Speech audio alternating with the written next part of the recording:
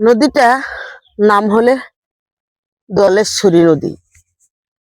এই নদীটা আস্তে আস্তে মরেই যাচ্ছে, মরেই যাচ্ছে।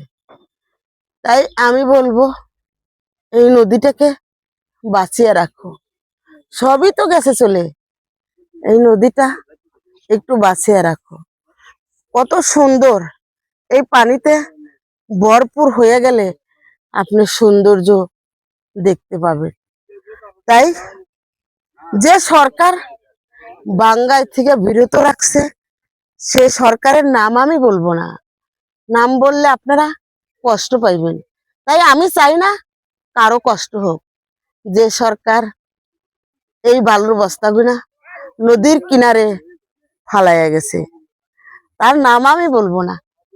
যাই হোক, সকল বন্ধুকে বলবো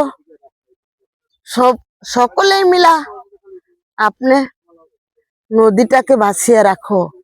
এই নদীতে ভরপুর পানি, দেখতে খুবই সুন্দর। আর যদি পানি নাই থাকে তাহলে গ্রামের মানুষ খুব একটা সুখে থাকতে পারে না। পানি থাকলে টাটকা নদীর মাছ, পানি থাকলে টাটকা ধানের ভাত গ্রামের মানুষ উপভোগ করতে পারে।